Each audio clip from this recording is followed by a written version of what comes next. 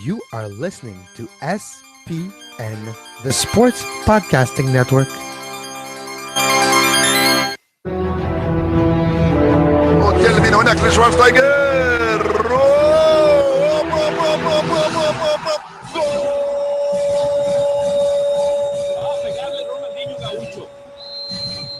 Ya lo hace, pierna derecha, directo al arco, golazo, golazo,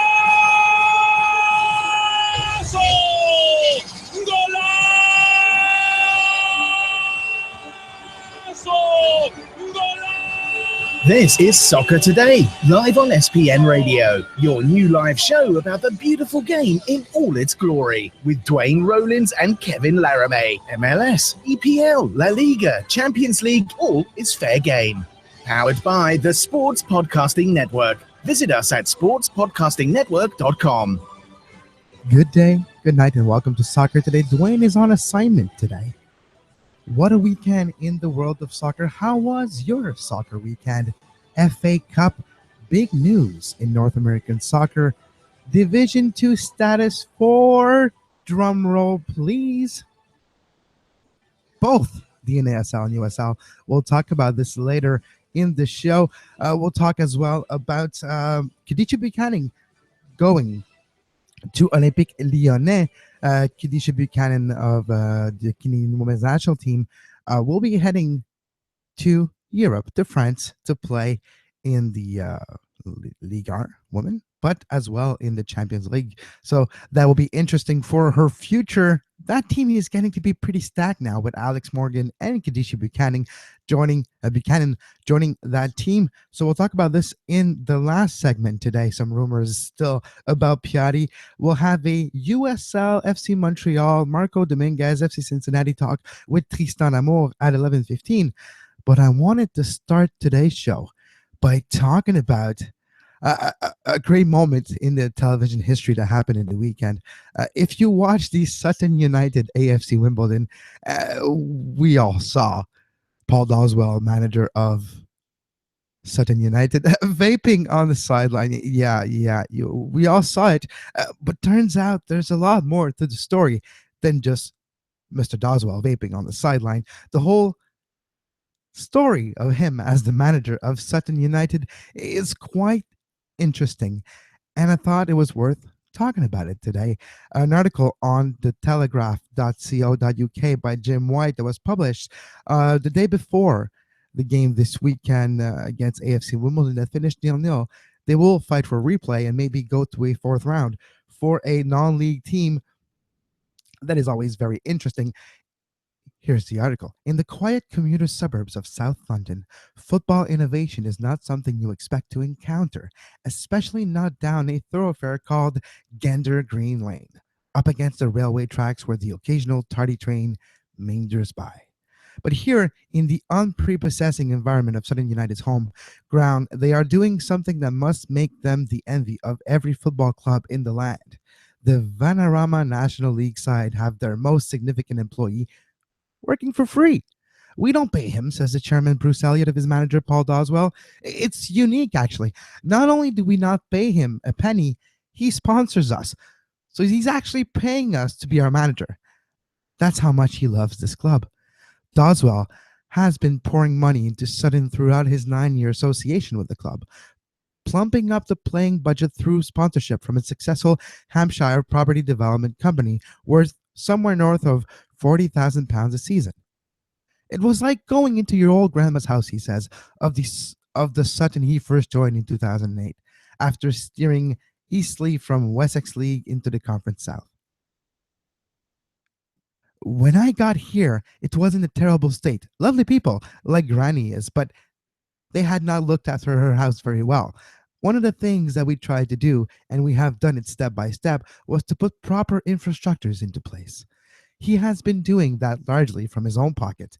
This is a manager who has transformed his football club, not least the pitch itself, a pitch which played a major part in the club's finest moment of FA Cup giant killing in the third round in 1989. They knocked out Coventry City, who just 19 months previously had lifted the cup at Wembley. Studying footage of that stirring victory on YouTube, it appears it was played on a Gander Green Lane playing area that was doubling as a set for the trench scene in Black Ladder Goes Forth, a battle scene, basically. So it looked like a battleground. However, effective a tactic that was, swift application of a plow is not an option open to Doswell when he sends his side out against AFC Wimbledon in this afternoon's third round tie that actually finished 0-0.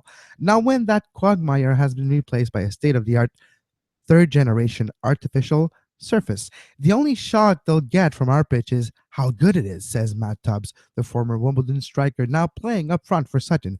It's a perfect surface, ideal for passing team who likes to play. It is one Doswell too relishes, despite his cherished memories of giant killings of old.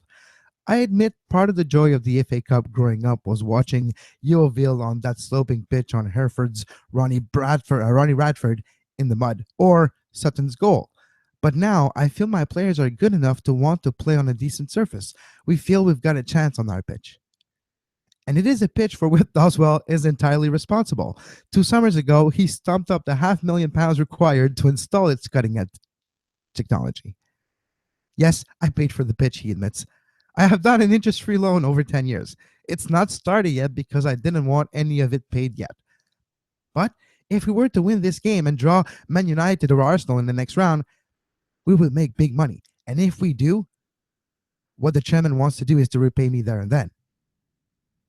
So that is some incentive to beat their League One neighbors. Not that Doswell sees it like that. The father of 7, hugely successful businessman and diehard Southampton supporter, quote, who followed the Saints to Milan and Prague this season, is not in the game to make a quick return on his investment, or even any return. I didn't necessarily want the money back, he says. What I have been able to do is help the club develop quicker, without bank debt or whatever. And the third generation has been huge behind that. Our youth teams were spread all over the place over 20 different training venues. What we have done now is bring everyone together. Hundreds of local kids use this. But if it's philanthropic to my benefit, because without football in my life, I would struggle. I know that, which is why I am prepared to put enough back into it. The pitch has been a significant earner for the club. It is in use constantly. Wimbledon themselves hired it just last month when their own training facilities were waterlogged.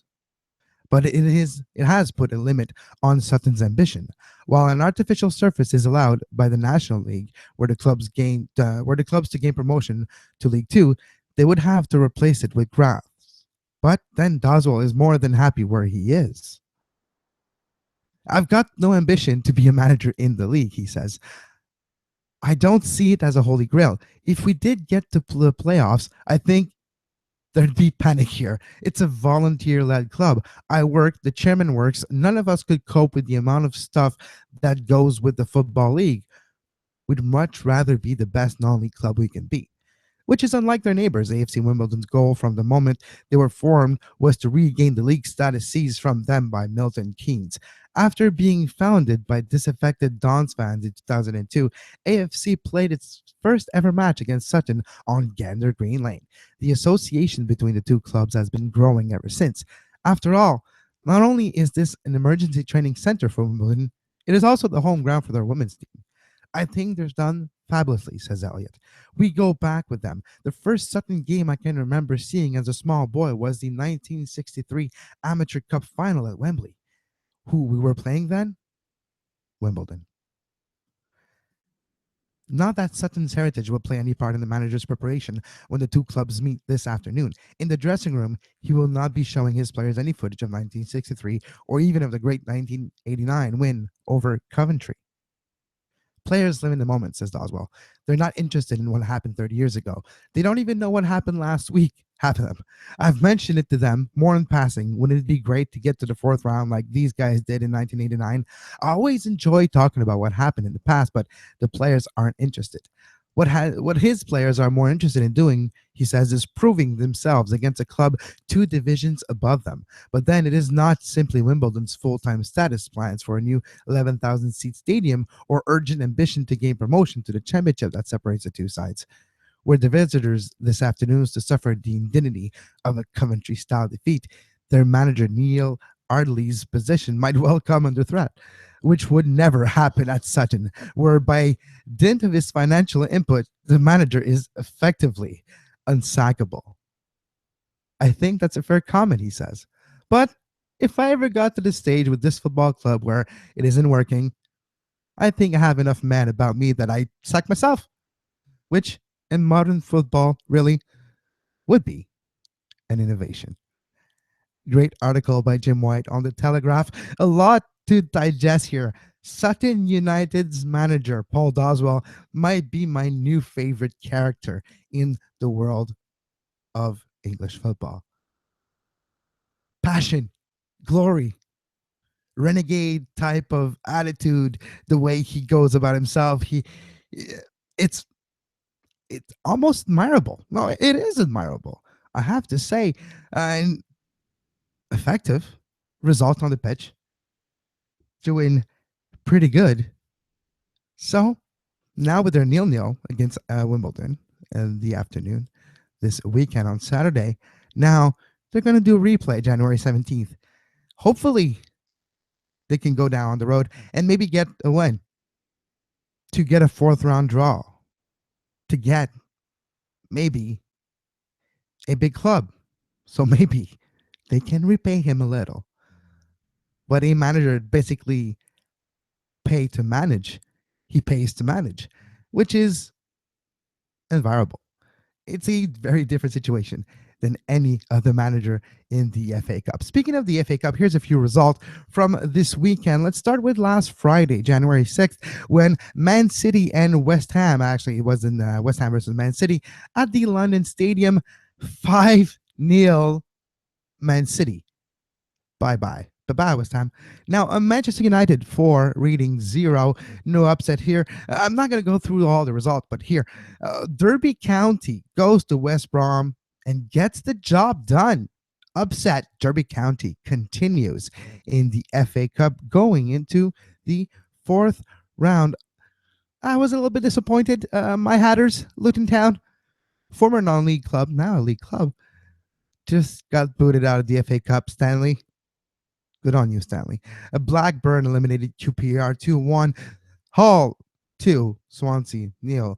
The battle of the new managers was won by Marco Silva. If you go to Blackpool, Barnsley 0-0, 0-0, we will have a replay on January 17th. Leicester 2, Everton 1. Leicester goes on the road to Everton and gets the job done. Leicester continues on to the fourth round of the FA Cup. Arsenal 2, Preston 1. Sorry, Wade, your team is out. Arsenal, moving on. If we go to Liverpool, Plymouth, interesting result here that forces Liverpool to play again. 0-0 Liverpool and Plymouth. Liverpool's going to have to play once more on January 17th. One more game. That doesn't help their title run. That doesn't help their chase for Chelsea, basically, because they have one more game to play. Yes, you can treat it differently, play a rotation like they did this game to a certain extent, but you kind of want to go through as well. So one more game in the calendar for Liverpool. That was not necessarily necessary with a 0-0 result. Fulham versus Cardiff, 2-1 for Fulham. Middlesbrough versus Sheffield Wednesday. That was a great matchup if you are a fan of football from long gone times. 3-0 for Borough. Chelsea 4, Peterborough 1. That wasn't pretty. Got the job done. Tottenham, Aston Villa, Tottenham 2. That's a few results in the FA Cup. You can get all the other results wherever you get your results as well. But the interesting matchups, replays, Crystal Palace, Bolton, Burnley, Sunderland playing once more. Barnsley, Blackpool, Wimbledon, Sutton. But this time in Wimbledon, will Paul Doswell and his Sutton United team get the job done and get that fourth round game? That is a question. We'll be right back with Tristan Amon.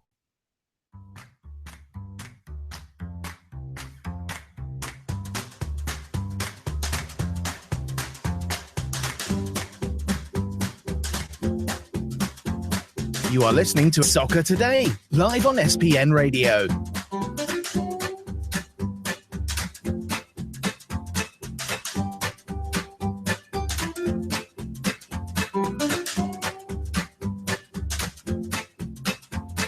Visit sportspodcastingnetwork.com for more. Joining me from the Ling newspaper, Tristan Amon. Tristan, how are you today? I'm doing well. How are you? I am doing pretty good. A little bit chilly, but that's life in Montreal in January. Tristan, a lot of things happened since we last talked about. First of all, we'll address the situation. We lost the FC Montreal in 2016. Yeah, rest in peace, rest in power for FC Montreal. Obviously, I lost my beat, but it's okay. It's fine. I'm dealing with it. But a lot of players have lost their jobs, to be quite honest with you. Let's start with the good news. A player that found a new job, Marco Dominguez, have signed and has been introduced a few days ago for FC Cincinnati, part of their USL Division 2 team. What do you think about that signing? What do you think about Marco Dominguez? And yeah, we'll go from there. Well, I think it's great that Marcos found the club in North America. He stayed in the same league. I think that he, with his style of play, he's a tough gentleman. He, well, up till now, has the hardest handshake from a player that I have ever experienced. So he plays kind of the way he shakes hands. And I'm not surprised that he found a job in the USL, to be quite honest with you, with all the clubs that looked at FC Montreal in the past 2 years. So it's great that he actually found a position. I think he might contend for a starting job somewhere around the midseason. When we're looking at Marco Dominguez, he is imposing his physical presence and is probably one of the reason why he was one of the first one of the FC Montreal roster to get a actual contract for next year. When you look at him, what else is best attributes outside of his physical skills and attributes that he has? Well, outside of that, there's definitely, he's playing a holding midfield role, and so getting the ball back is definitely part of his capabilities. He's also, he also needs a little bit of work on his vision, but definitely will bring that aspect of the play. I mean, he's been playing with guys like Jérémy Gagnon-Laparé and Louis Belangayet who have those capabilities. So definitely he has learned from those two players and will definitely bring that to a team like Cincinnati. When we're looking at the other side of the story, other FC Montreal alumni, what are your thoughts with them? How many of them, we've seen some bounce in the PLSQ already.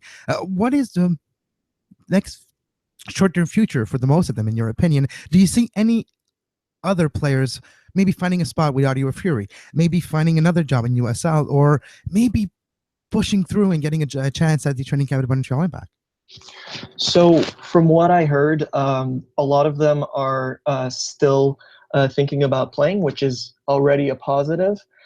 Some of them are looking at Scandinavia, and as we already heard from past seasons, some of the FC Montreal players that have moved on have went to Scandinavia. I'm talking about Zach Masudi and a bunch of players that I'm forgetting right now, but still that's an option.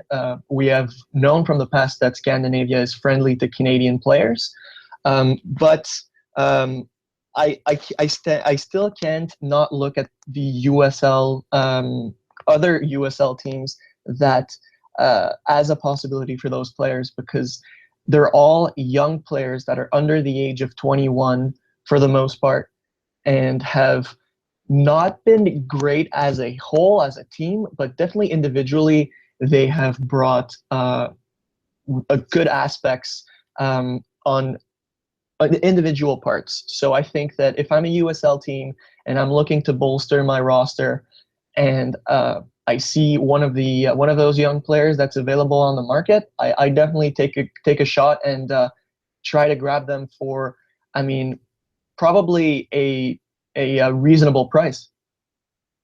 Which, in your opinion, would one or many is the hottest free agent of the FC Montreal alumni? That's a good question, Kevin. To be honest with you, I have been a big fan of the fullback partnerships with that both on both sides FC Montreal has had with Jean-Luc Charbonneau and Zachary Secunda. They are both able to help the offense on either side. They are both pacey fullbacks, but they also have learned in those 2 years to take a step back and help and really be tough on the defense. I think they can definitely help a USL team.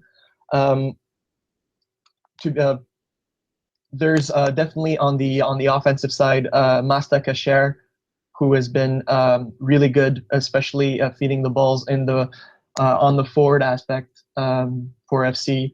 Definitely, he can probably find some other job, probably in North America and in Europe as well. He is also probably looking to continue his career and not taking an end to it. So these three players, I think you'll see their names bounce back. Just to go back to Jean-Luc Charbonneau and Zachary Secunda for a second, probably the two most intelligent players I've had the chance to talk to over the last few years. Great young men with great future in front of them, and the soccer aspect is just one thing. I think they would be a great addition to any team in the USL. Definitely. I mean, they're still they were considered as veterans, but they're also, I mean, none of them are older than the age of 22. Well, so there is still a lot of learning for both of these players. Exactly. They're young in North American perspective. They're getting in the old side when you're talking about European prospects, but we're still in the middle here where they're old academy players, but they're young professionals. Most definitely. I think that if a USL team manages to make a contract offer, I don't think that they would go for a lot, to be quite honest. And I think that would be a win-win for both parties, to be quite honest, because you got on one side a team that maybe lacks a couple assets on the fullback position and doesn't really lose anything by getting a player. I mean, I guess that the international spot would come in play, I guess, but.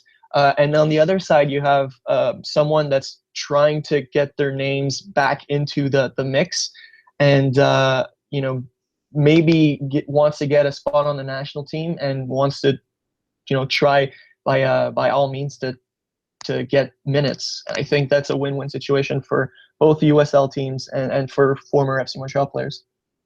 Now, another situation is seemingly arising now in Vancouver. Apparently, WFC2, the Vancouver Whitecaps USL team, are looking for new ownership. Now, it is rumored that the Whitecaps will have a women's team in the near future, and that would be the marketing side of the Whitecaps taking care of this team and not necessarily wanting to operate the USL2 team. What advice would you give Vancouver potential players heading into uncertainty of 2017 in the USL? Well, I guess to me is maybe get the agents to look around and find potential plan Bs. But I mean, we have heard since then that the Whitecaps having an NWSL franchise and WFC2 leaving are two separate issues. They're not connected, which to me is a good thing because I'm a big proponent of the NWSL, and I really would have find that disappointing that one coming in kicks the other out. And something that we've learned from the situation with FC Montreal was that in order for a team like WFC2 to leave, there would need to be another USL team in Canada, or else there would be a lot of issues concerning loaning players and getting them back and having them to sign international transfer certificates. So if this does happen, and if this ends up being the end for WFC2, we might have a situation where another Canadian city gets a USL team. So it's not all bad. Then that means that maybe another city could have a shot at having a US Division 2 team. But definitely try and get a plan B, and maybe for the sake of Canadian soccer, to be quite honest, and that's why I am not agreeing with the death of FC Montreal. For the good of Canadian soccer, why have a good lot of young Canadian soccer players leave and have no shot at pro soccer at all. For the sake of Canadian soccer, that's not really helping. That's not really helping us. No, the Canadian Premier League cannot come soon enough, especially for that generation of players between the age of 19 and 22 as we speak. They could be considered as the last lost generation of Canadian players if the Premier League doesn't come soon enough because of a lack of playing opportunity. At Canadian Premier League, you had 18, 23 roster spots per team. Maybe 12 of them will be Canadian players, and that would consist of a lot more opportunities than right now. Hopefully, we don't lose that quote-unquote generation. And to be quite honest, Kevin, I mean, in the Montreal Impact postmortem, Joey Saputo was saying that the use of Bologna's affiliate team Primavera is going to be much more utilized. I mean, it's going to be something that we're going to see players from the Impact, young players from the Impact Academy, go over there and get minutes over there. It's something that. If you take a step back and you look at soccer as a whole, all of the big clubs have their own, the last step of the academy before getting into the pros. Yes. For 2 years, the Impact had a Primavera, which was FC Montreal. And let's face it, those teams, those Primaveras, those D2s and whatnot, those last step of the academies, they don't always win. You rarely see Real Castilla or the La Masia team or Barcelona B or something. You rarely see them win, but you do see that some individual players do shine throughout, and it makes Spanish soccer or whatever, Italian soccer better as a whole. I think that this was a good thing for Canadian soccer, and for some reason we are taking a step back. You remember 2 years ago when we started talking about together and about this, we've talked about what is the experiment going to look like in a few years? And we had a benchmark for success and failure. Now talking on January 9th, 2017, was the USL, Montreal, Toronto, and Vancouver experiment a failure? Oh, that's a good question, Kevin. Well, if we look at what we saw last year in December and the rumors that we see today, I think that the Impact and the Vancouver Whitecaps are thinking that it is a failure, and it's a failure on their purposes. I think that they have not seen their players grow as much as possible.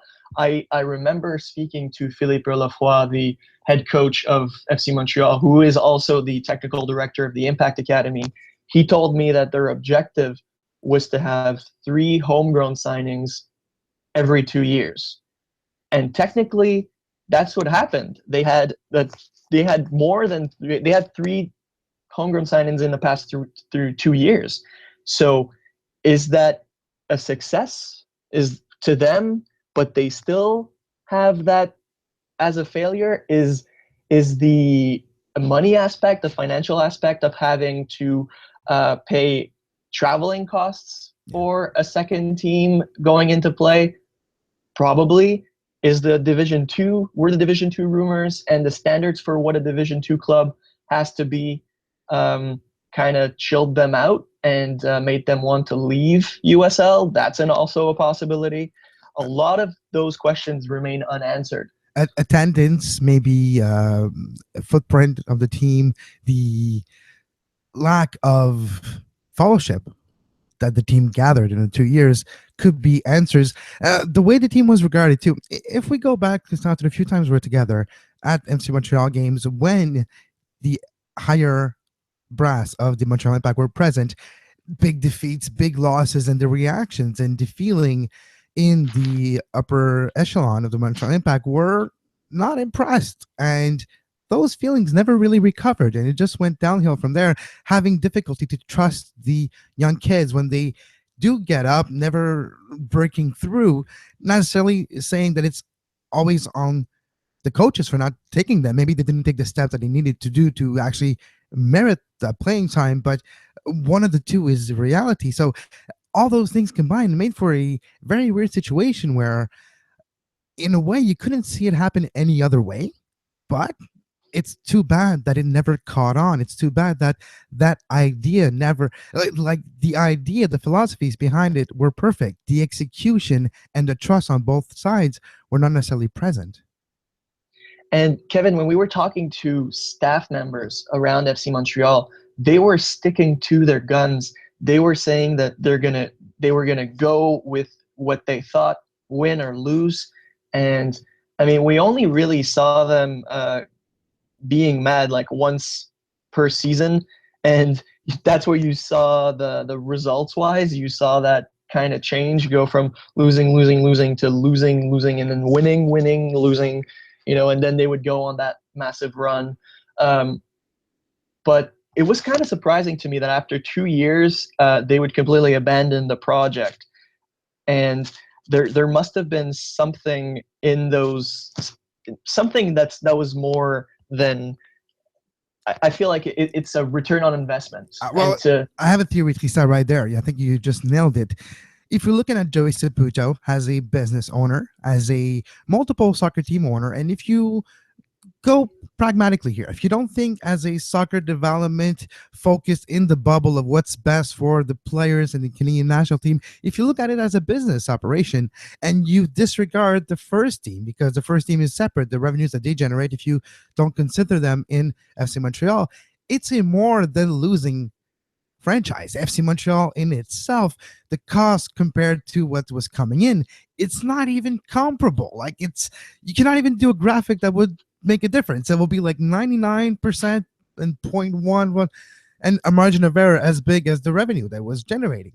And that's a type of reality that the FC Montreal was in. And was it worth it? And if you look at it pragmatically as a business focused person, I'm not saying that that's what Joey Saputo thought or the person that took the decision thought, but I'm just saying when you weigh the pros and the cons considering that aspect, I can't really blame them either. That's true. That's true. And there's a bunch of different aspects that are going to completely change my mindset if I'm a U18 Impact Academy player. There's definitely the fact that the Impact now doesn't regard me as highly in my mind as if there's to me, there's a sense of urgency for Impact players that if you're not the top 3 or top 4, it's pretty much the end of the road for you, and I'm already looking elsewhere. And there's also the potential homegrown signing aspect that a Canadian homegrown doesn't necessarily count as an international in MLS, which means that maybe you can see some Impact Academy players that don't necessarily make the fit for the Impact higher ups, but do for other teams, and those other teams come in and sign those players and make them play elsewhere. Now, I hope for Canadian soccer's sake that this ends up happening, because I want more impactful Canadian players, no pun intended. Oh, it's always the no pun intended, though. Yeah, exactly. I had to do it. But it'll be interesting, and I'll definitely be on the lookout for that. See what the impact for the 2 first years of FC Montreal and how many young homegrown players that created, and the next 2 years where you'll have the Ottawa Fury and Bologna Primavera, and how many homegrowns that creates. It'll be interesting to make a comparison, and at the end of those 4 years total, come back and sit down and maybe have a little discussion on which system was the best. All right, to finish the discussion today, Tristan, this weekend was very important in the USL and NASL world. Having covered the USL closely in the last 2 seasons, what are your thoughts first on the Division 2 status for both the NASL and the USL? Because I know the NASL was a little something special for you as well with the Cosmos and in history. So what are your thoughts on Division 2 for both those leagues? Yeah, I'm sitting in my office right now, and I had, when the Cosmos died, I had a printout with the words RIP Cosmos stuck on my wall, and I took it out yesterday when I came back from the break. Nice. So I'm pretty happy about that. But definitely having USL as a Division Two, they've been wanting to have that sanctioning for a while. I am not sure how this will operate for the whole of the teams within USL, though. There are a bunch of different sanctionings and different criteria that you need to have as a club in order for you to be a Division Two side, and I'm not sure how every single team is going to cope with that, and how every single team was warm with that idea. Now, it's definitely a good thing to have more Division Two sides. That means they're going to be more competitive, and therefore the soccer is going to be better. Is it a good thing that NASL is still alive? Of course, it's still a good thing. Having them keep that Division Two sanctioning means that the Cosmos is back, and the Cosmos being back means that NASL can still keep running. And so I feel like it's a win-win for everyone. And if it doesn't work, then NASL is going to break apart, and you'll see probably USL being the only league and teams joining USL. So it's going to be an interesting 2 to 3 years to see what happens and the health of soccer clubs, because we're in an area in which soccer clubs kind of come and go, and having this is probably a good step for us, hoping that soccer clubs across North America become healthier. Tristan, where can people reach you and follow your great job? Well, on Twitter, I'm at Tristan Damour, and you can read me definitely on the linknewspaper.ca/sports and all that good stuff. Tristan Damour, thank you very much for joining us today. It was a pleasure, Kevin.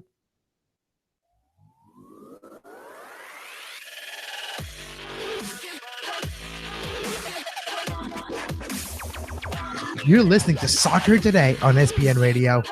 You can find the on-demand version of this very show on iTunes, Stitcher, Feedburner, Podbay Player, Podbean, anywhere you get your podcasts under the Sports Podcasting Network feed. Subscribe to our YouTube page to make sure you never miss a live show talking about soccer today, the MLS postgame show, open lines after dark, 5 rings daily during the Olympics. Make sure you subscribe and give us a follow on Twitter at SportsPodNet, and like our Facebook page, facebook.com/Sports Podcasting Network.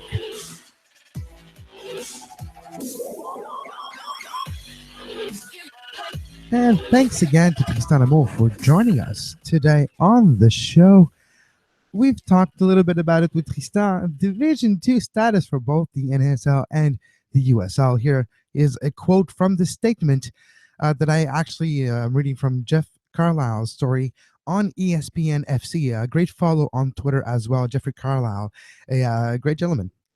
So after an exhaustive process working with both leagues in the best interest of this sport, the U.S. Soccer Board of Directors has decided to grant provisional Division 2 status to the NASL and USL, said U.S. Soccer President Sunil Gulati.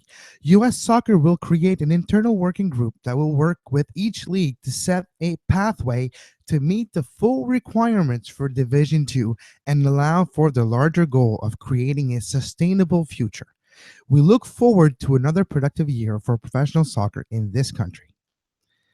The decision concludes a long winning process that leaves the USSF with the imperfect and awkward arrangement of having 2 Division 2 leagues. Neither league will be happy to have another entity alongside it with the same designation. But ultimately, both leagues got most of what they wanted. The NASL, which had been rumored to be shutting its doors, lives to fight another day and will begin the 2017 season with 8 teams. The USL, which will see 30 teams compete next year, moves up from Division 3 to Division 2, a sanctioning that it has long coveted. We would like to thank US Soccer for taking the time to work through this process and provide us with provisional sanctioning for Division 2 in 2017, said USL CEO Alex Papadakis. We welcome the opportunity to work closely with US Soccer to meet all the Division 2 standards in the near future and continue to be part of the impressive growth of the sport in the United States. North Carolina FC owner Steve Malik, a member of the NASL Board of Governors, added, "The NASL Board of Governors and I support U.S. Soccer's decision to grant the league the provisional Division II status. We're excited about beginning play in April, and we look forward to the continued growth of our league and soccer in the U.S." With MLS occupying the Division 1 sanction, both the NASL and USL contended that they should be sanctioned as Division 2 leagues by the USSF, which had published a set of standards for how leagues should be designated. The NASL has held the Division 2 sanctioning since its formation in 2010 when it played a combined season with the USL. But in 2011, the USL became a Division 3 league while the NASL stayed at Division 2. Those standards dictate the minimum requirements needed to operate at each level and include the number of teams, the geographic distribution of the teams, and size of the markets for the teams involved, as well as the minimum financial requirement of teams' owners. However, there has been considerably flexibility with how the USSF has applied those standards, with it granting numerous waivers to the NSL over the years. It must be said, at present, the USL doesn't completely comply with Division II standards either. Now both leagues will have the remainder of 2017 to get their proverbial houses in order. But left unexplained are what steps the USSF will take if one or both leagues fail to meet the standards it has laid down.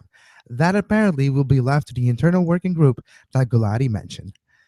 That the NSL still exists has to be counted as a victory for the league. Its struggles in recent years, which included Traffic Sports, a major investor in the league, having its executives arrested in conjunction with the FIFA corruption scandal, nearly reached a breaking point following the 2016 campaign. Both the Ottawa Fury and Tampa Bay Rowdies recently opted to leave the NASL for the USL, while the Fort Lauderdale Strikers, Rayo OKC, the Jacksonville Armada, and flagship franchise, the New York Cosmos, were all in financial distress. Meanwhile, the USL has grown with 30 teams set to play in 2017. For that reason, it looked at one point that the NASL and USL would swap roles, with the NASL dropping down to Division 3 and the USL taking its place as a Division 2 league. That potential decision appeared to signal the death knell for the NASL. But the NASL has lived to fight another day. According to a series of tweets by Telegraph reporter Bob Williams, the Cosmos have found life thanks to a potential new owners, Rocco B. Commisso, the CEO of Mediacom Communication Corporation. Commisso is reportedly set to buy a majority stake in the club, but the deal is contingent on the NASL retaining its Division II status. That has now been accomplished. Multiple sources have confirmed to ESPN FC that the NASL will play its spring season with 8 teams. In the short term, Jacksonville will continue as a league-run team with a new owner hopefully coming on board before the start of the season. In addition to Jacksonville and the Cosmos, the other 6 teams will be comprised of Indy 11, North Carolina FC, formerly the Carolina Railhawks, Puerto Rico FC, Miami FC, FC Edmonton, and expansion side the San Francisco Deltas. The sources confirmed that 3 more teams in Atlanta, San Diego, and Orange County, California will join the NASL for the fall season. Without question, the decision, while not perfect for the USL, at least allows it to reach its stated goal of Division II sanctioning. It can be argued that in the absence of a system of promotion relegation, that the designation is arbitrary and has little meaning, but attaining the Division II sanction will give the USL a higher profile, help it attract investors with deeper pockets, increase sponsorship value, and more.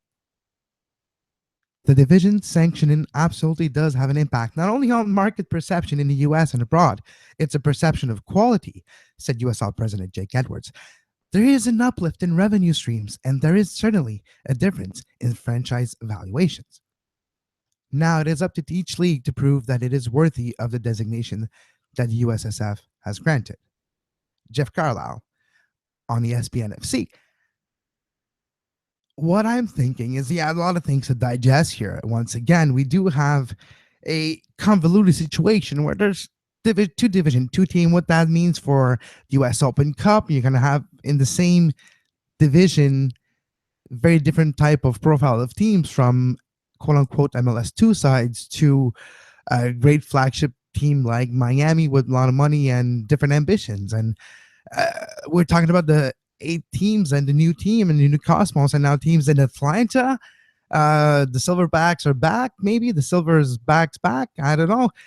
It's now with Atlanta United coming in as well. Well, they're going to jump the gun. They're going to get, we call it undercut in other sports. So the NASL is trying to undercut MLS maybe again in Atlanta, like they've done in Miami. Well, we'll see. It's not necessarily undercut when you're not necessarily really going to have a team there if you're MLS. But is that sustainable? Because that's one of the things that's mentioned in that press release by USSF. They want a sustainable future for soccer teams in the United States, especially for Division 2. And is it sustainable? Again, is the Radio OKC experiment, we all said failed. Yeah, Atlanta is a bigger market, but you really want to go there once again at a higher level, have a higher battlefield? It's questions to be asked. Good for the Deltas, good for Mark Dos Santos. At least they're going to not have to find a new league and scramble to do so. FC Edmonton as well.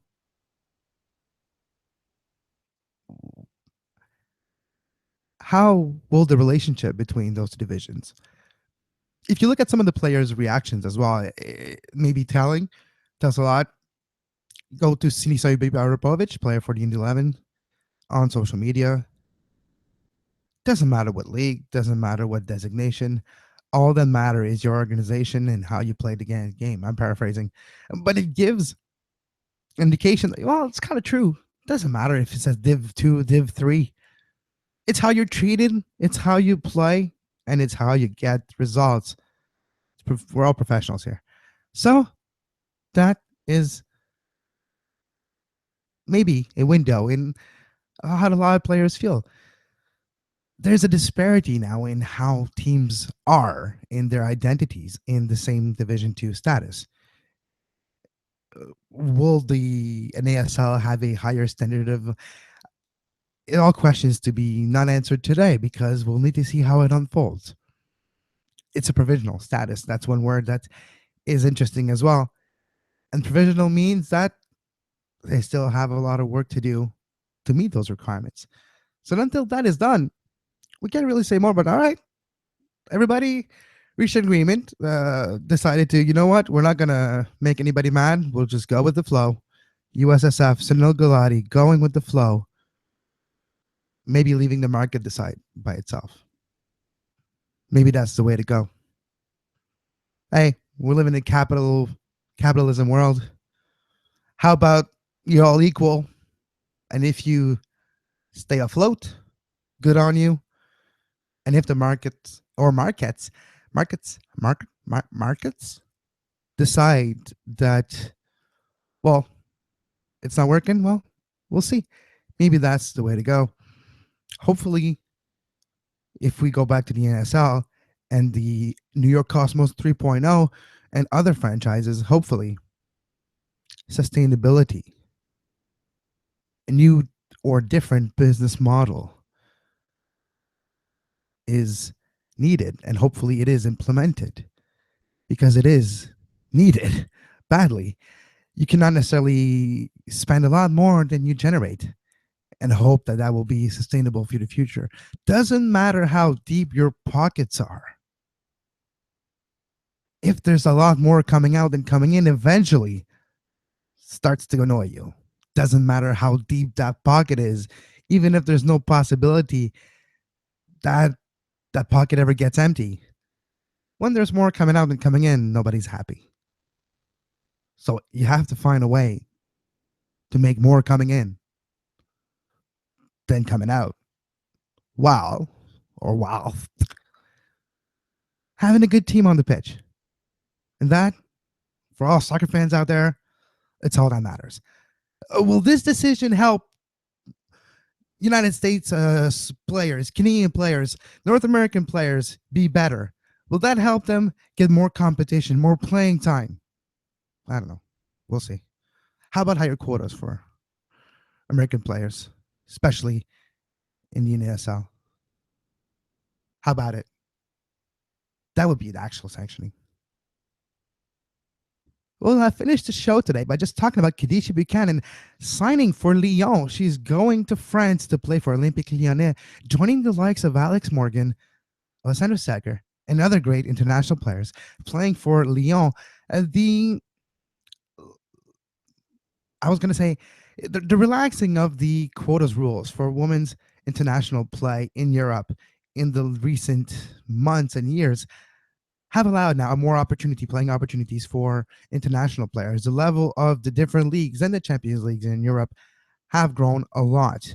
The reputation has become a lot better as well. And now North American stalwarts are now deciding to go to Europe to test themselves.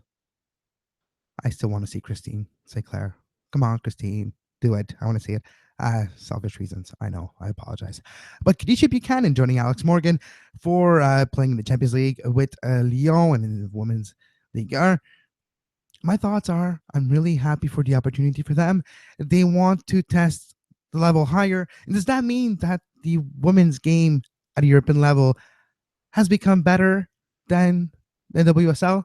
Why do we always have to compare everything? Can we just all just appreciate things for what they are sometimes? Yes, but I do think that European game has grown a lot and has overtaken in the right people, in the players' mind. I think in the players' mind, best place to play women's soccer in the world right now is Europe. Used to be the NWSL a few seasons ago, especially with the influx of Mexican, Canadian, and American national team players. But now Europe is the place to be. And apparently France, Lyon, Paris, PSG is the place to be. Congratulations, Khadijah Buchanan. Hope you enjoy the experience. Hope you learn and become even a better player for the national team, for the country, for yourself, for the game, for all of that. And what's interesting to me is the growth of women's soccer seen internationally as well on the scene with the rise of teams in Europe, France, England. We've seen as well Sweden and other countries. The technical awareness of those countries has raised the level of the women's game as a whole. And now with the influx of Canadian and American national team players in Europe, not enough to call it an exodus, but there's an influx of players, women's players from North America to Europe. The tactical awareness of European game that has been translated from the men's game to women's game because of the infrastructure shares and the coaching and managing exchange of data has led to a bigger awareness of tactics in the women's game, especially coming from the European side. And that will help the Canadian and American players who are going over there will learn will raise a rising tide raises all ship. Love the fact that American and Canadian players are going to Europe to be part of that rising tide, and it will raise our own ships. Until tomorrow, I'm Kevin Laramee, and have a great soccer. You were listening to SPN, the Sports Podcasting Network. Visit us, sportspodcastingnetwork.com.